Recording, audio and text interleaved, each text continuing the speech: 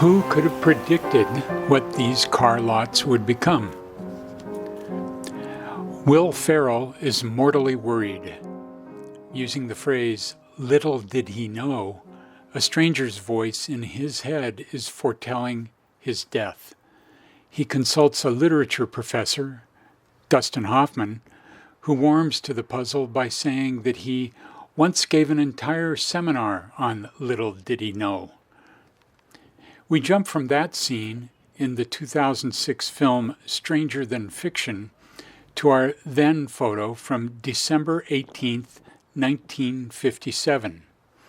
It captures a gent in a fedora driving a 1956 Buick Special and in momentary contemplation while stopped on 7th Avenue at Lenora Street. Little did he know, or could anyone conceive, of the transformation 60 years later of this down-to-earth commercial tableau.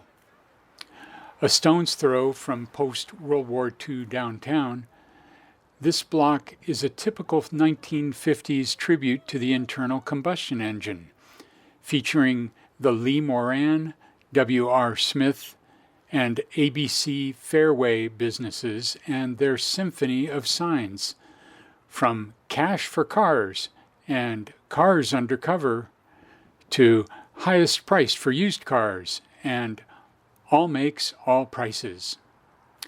Car dealers had covered the block since the early 1940s, preceded by rental housing back to the century's turn.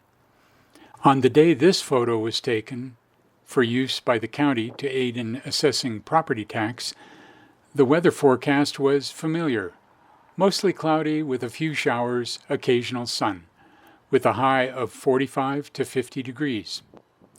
Governor Albert Rossellini was inviting Seattle and King County to lead construction of a controversial second bridge across Lake Washington.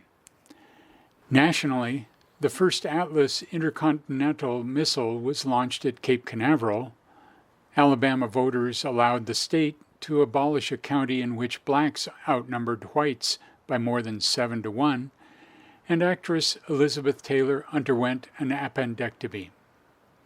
Internationally, NATO delegates pushed Russia to resume disarmament talks. Among newspaper ads this day was one for the classy Frederick & Nelson department store. The pitched product was women's stockings, but the accompanying illustration was a huge pre-Jetsons cartoon featuring a man of tomorrow having landed in a space vehicle and his wife dashing to greet him in round-the-clock superb shears at the front door of their ultra-chrome dome home.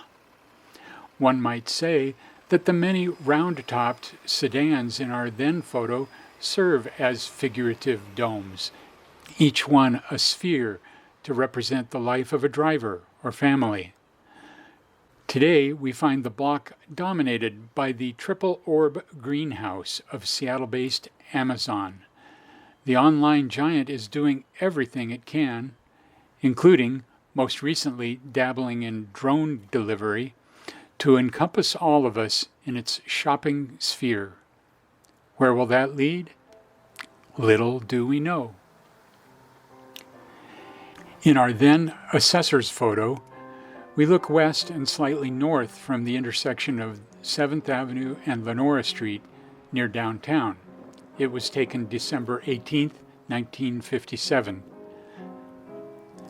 Today, opened January 30th, 2018, the Amazon Spheres complex serves as the signature structure for the internet-based Colossus.